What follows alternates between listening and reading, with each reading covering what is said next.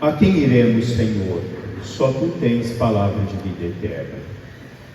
Quando nós olhamos o falar de Pedro hoje, ou a afirmação de Pedro a Jesus, nós olhamos o que vai nos dizer o livro de Josué, quando hoje Josué diz ao povo de Deus, eu e minha família serviremos ao Senhor. E o povo diz a Josué, foi ele que realizou, a quem nós iremos, mas foi ele que realizou esses grandes prodígios diante de nossos olhos e nos guardou por todos os caminhos. Deus é esse que é o caminho e a palavra da vida eterna. Deus é aquele que no caminhar da nossa vida, Ele nos guarda no nosso dia a dia, para que nós possamos caminhar sobre a sua proteção e sobre a sua luz. A nossa vida ela é feita de uma estrada onde nós vamos pavimentando-a no dia a dia do nosso caminhar. Ao caminhar, nós nos defrontamos com a artificialidade, muitas vezes das flores, que para nós possam parecer flores verdadeiras, mas que não passam de ilusões na nossa vida, ou são as ilusões que nós vamos criando com relação aos desejos terrenos da vida. Nós nos encontraremos muitas vezes com a secura, quando nós nos tornamos vazios, quando nós nos tornamos inteiramente solitários no transcorrer da vida. Nós nos encontramos com caminhos diversos que vão sendo nos propostos no transcorrer do nosso caminhar. Pablo Neruda nos diz que nós somos livres para fazer as nossas escolhas, mas somos escravos delas. Nós escolhemos muitas vezes caminhos que nos desviam do único caminho, o caminho da vida e da palavra eterna. E nós nos defrontaremos algumas vezes com a beleza da vida, não com uma beleza artificial, mas com uma beleza natural. E a beleza é quando nós nos encontramos com a naturalidade de Deus, com a graça de Deus no transcorrer da nossa vida. Deus nos propõe tudo, e tudo na nossa vida é proposto. Depende da forma como que nós vamos fazendo essas escolhas no nosso transcorrer. Sartre dizia que a escolha é possível em certo sentido, porém o que não é possível é não escolher. Eu posso sempre escolher, mas devo estar ciente de mesmo que eu não escolher, eu estarei mesmo assim escolhendo. Eu posso escolher a Deus, como eu posso não escolher a Deus. Eu posso escolher ao mundo, como eu posso renunciar ao mundo. E a busca de Deus, o encontro com Deus, é a busca de uma renúncia que o homem faz às coisas do mundo para o encontro daquilo que verdadeiramente a ele tem um sentido. E esse sentido lhe dá quando o homem encontra com a sua fé. Papa Bento XVI escrevia que a fé é um dom de Deus, mas ao mesmo tempo é uma entrega livre e total do homem a Deus, na escuta dócil da palavra do Senhor, que é farol para os nossos passos no nosso dia a dia.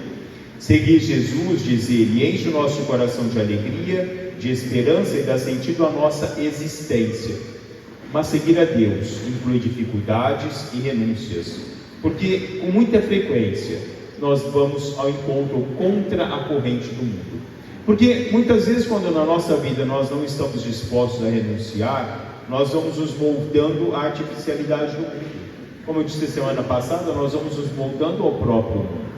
Nós vamos sendo iguais aos outros, porque assim nós vamos escolhendo ser iguais.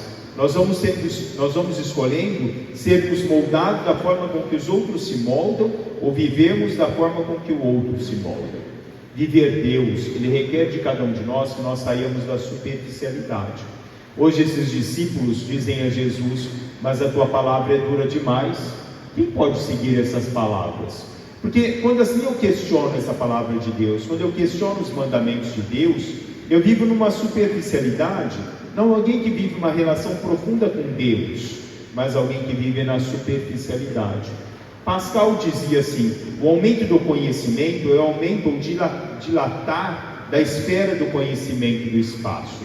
Ele diz, quanto maior a compreensão, maior a nossa consciência do nosso desconhecimento. Quanto mais eu conheço Deus, mais eu percebo que menos eu conheço de Deus. Quanto mais eu convivo com Deus, mais eu sinto a necessidade de uma convivência de Deus no transcorrer da minha vida, de uma intimidade que vai se criando a cada passo que eu vou dando no transcorrer da minha história. Esse passo que vai sendo dado através da minha fé, através da minha doação, através da minha obediência. São Paulo hoje, na segunda leitura, na carta dele aos Efésios, usa a relação do homem e da mulher, do esposo e da esposa, como uma relação de obediência, de fidelidade e amor, para assim transcrever-nos ou dar-nos a noção de como deve ser a nossa relação com Deus e com a igreja. Uma relação de obediência, uma relação de amor, uma relação de doação integral do nosso ser a Deus. Eu não posso me doar a Deus na parcialidade do meu ser, mas eu me dou a Deus na totalidade daquilo que eu tenho para me doar inteiramente a Ele. A confissão a Deus como Pai não se apoia e nunca se apoiou numa teoria ou num conhecimento racional, mas no convite de Jesus, no exemplo vivo de Jesus, a vivenciarmos a sua experiência, a fazermos com Ele a nossa experiência de vida, a nossa experiência de graça, a experiência no transcorrer da nossa vida, não uma experiência que se torna algo irrelevante na vida, mas uma relação de profundidade com Deus, de gratuidade desse amor de Deus, longe de nós abandonarmos ao Senhor para servirmos a outro Deus, a outro Senhor. É Ele mesmo que nos tirou e tirou os nossos pais da escravidão do Egito. Reconhecer a nossa relação com Deus, uma relação de bondade de Deus para conosco, é termos essa noção de que através dele nós recebemos todas as graças da nossa vida, através dele nós recebemos todos os benefícios, através dele nós recebemos a bondade e a misericórdia.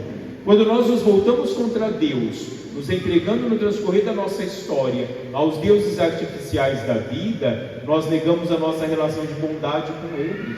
Nós negamos aquilo que Deus nos dá no dia a dia da nossa vida e trocamos Deus por uma vida volúvel no transcorrer de toda a nossa história, porque Deus não me serve para nada. Deus apenas, muitas vezes, é apenas um ser, um objeto de troca no transcorrer da minha vida. Deus vai nos moldando e vai nos concedendo sempre a sua graça. Isaías diz lá no capítulo 64 do livro dele: Tu és o nosso Pai, nós somos a argila e tu o olheiro, nós somos as sombras de tuas mãos. Não te irrites, Senhor, excessivamente, nem te recordes para sempre de nossas culpas. Nós somos o barro na mão do olheiro, nós somos aquele que vai se deixando moldar por Deus e pela graça de Deus no transcorrer da nossa vida. E só tem a graça de reconhecer Deus aqueles que se abrem a Deus. A pequena parcela do povo de Deus que se abre efetivamente, inteiramente, a conhecê-lo e a reconhecê-lo como o Senhor da sua vida. Como nos diz o livro de Mateus, no capítulo 11: Eu te louvo, Pai, Senhor do céu e da terra, porque escondestes essas coisas aos sábios e entendidos, e as revelastes aos pequeninos. Somente aqueles que se fazem pequenos conseguem compreender as coisas que são de Deus, conseguem compreender Deus na profundidade, acolher o que vem, o que provém de Deus no transcorrer de toda a nossa vida. Conhecemos Deus. Santo Agostinho diz: não digo que conhecemos e acreditamos, mas que acreditamos e conhecemos. Acreditamos para conhecer. Se primeiro quiséssemos conhecer e depois acreditar, não poderíamos conhecer e nem acreditar. Eu tenho que fazer essa experiência de um conhecimento para que eu acredite em Deus, para que eu me abra a essa vivência profícua de Deus no transcorrer de toda a minha vida. Como nós cantamos no Salmo de hoje: provai e vede quão suave é o Senhor. Só conseguem ter essa noção, essa profundidade da suavidade de Deus, da gratuidade de Deus, aqueles que provam, aqueles que fazem a experiência desse amor e da bondade de Deus. A minha relação com Deus deve ser sempre uma relação onde eu quero estar com Deus, onde eu tenho sede e fome de Deus no transcorrer da minha vida, onde eu quero ter essa relação com Deus, uma relação de doação, uma relação de amor, de uma relação de alguém que se dá para alguém que se doa inteiramente por nós e por cada um de nós no transcorrer da nossa vida. A nossa decisão por Deus é uma decisão que pede a cada um de nós que seja a totalidade, que seja a entrega, que seja o amor e que seja a bondade. Finalizando num poema de Charles de Foucault, Charles de Foucault escrevia: meu Pai, eu me entrego em tuas mãos. Meu Pai, eu me abandono em ti e confio em ti. Meu Pai, fazes de mim o que quiseres. Pelo que tu fizeres, eu te dou graças. Graças por tudo, estou disposto a tudo. Aceita tudo, dou-te graças por tudo. Contanto que tua vontade se faça em mim, meu Deus. Contanto que tua vontade se faça em todas as criaturas, em todos os teus filhos, por todos os corações que te amam. Não desejo nada mais, meu Deus. Entrego minha vida em tuas mãos. E eu a dou a ti, meu Deus, com todo o amor de meu coração. Porque eu te amo e porque para mim dar-me é uma necessidade de amor. Entregar-me sem medida em tuas mãos. A elas me entrego com infinita confiança, porque tu és o meu Pai. Que assim seja no transcorrer da nossa vida, que nós nos entreguemos a Deus por amor, que nós possamos viver com Deus por amor, e que possamos inteiramente nos doar a Deus, porque é o amor presente em cada um de nós, que nos faz conviver e viver no dia a dia da nossa vida, com Deus e na presença de Deus. Louvado seja nosso Senhor Jesus Cristo. Professemos a nossa